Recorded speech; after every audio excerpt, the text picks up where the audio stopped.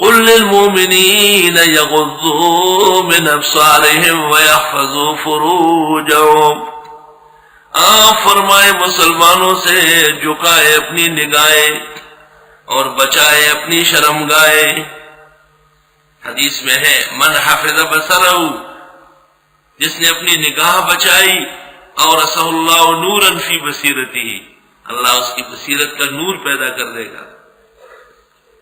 امام احمد نے ابو امامہ سے نقل کیا، حضرت صلی اللہ علیہ وسلم فرماتے ہیں ما من مسلم ينظر الى محاسن امرأۃ، جس کسی مسلمان نے کسی عورت کے حسن و جمال کو دیکھا، ثم يغض بصرہ، پھر نگاہ نیچے کی، الا اخلف اللہ له عبادہ، اللہ اس کو ایسی عبادت کی توفیق دے دے گا، یجد حلاوتہا، جس کی شیرینی پائے گا۔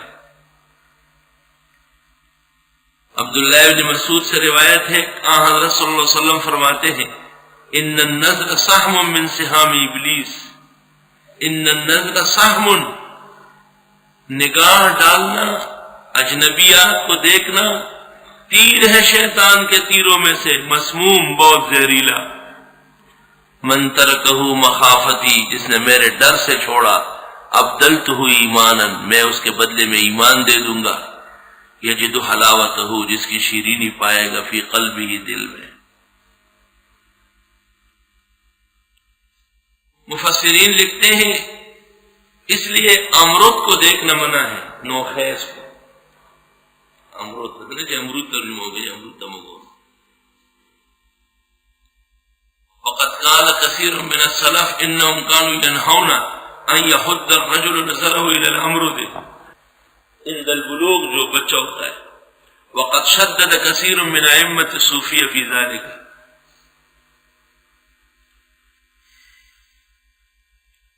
اور اس میں اجتناب زیادہ ہے۔ حدیث میں ہے کل عین باقی یوم القیامہ، ہر ایک آنکھ قیامت میں روئے گی، الا عینا غضته عن محارم اللہ، مگر وہ آنکھ جس کو حرام سے بچایا وہ نہیں روئے گی۔ وعینا سہرت فی سبیل اللہ، اور وہ آنکھ جو اللہ کے راستے میں جاگی ہے، اور وہ آنکھ جس سے موٹے موٹے آنسو گر جائے اللہ کے خوف۔ آپ فرما دیجئے مسلمان مردوں سے جھکائے نگاہیں، غض البصر، وَيَحْفَظُوا فُرُوجَهُمْ، اور بچائے اپنی عزت و ناموس، ذَلِكَ أَزْكَىٰ لَهُمْ، یہ پاکی ہے ان کے لیے، إِنَّ اللَّهَ خَبِيرٌ بِمَا يَصْنَعُونَ، بے شک اللہ خبردار ہے جو یہ کرتے ہیں۔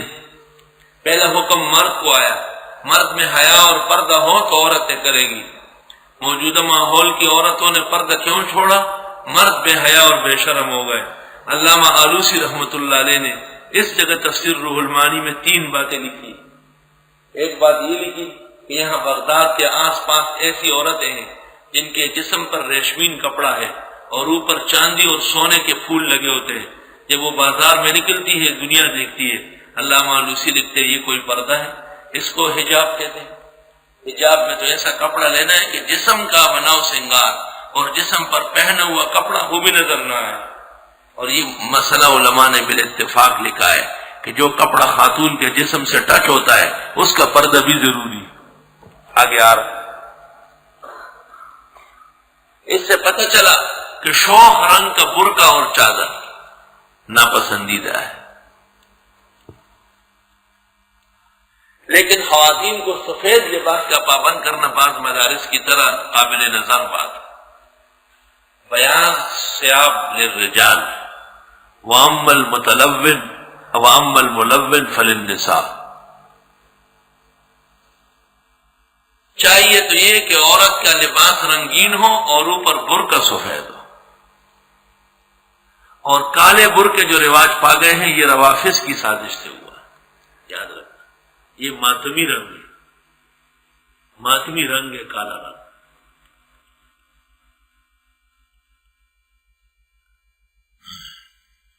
دوسری بات آلوسی نے یہ لکھی، وہ پہلی بات ہو گئی کہ ایسے لوگ بھی ہیں کہ وہ خود عورتوں کو بغیر حجاب کے اجنبیوں کے سامنے لاتے ہیں۔ اس وقت پیدا ہو گیا تھا، 1270 میں فوت ہوا۔ 200 سال پہلے۔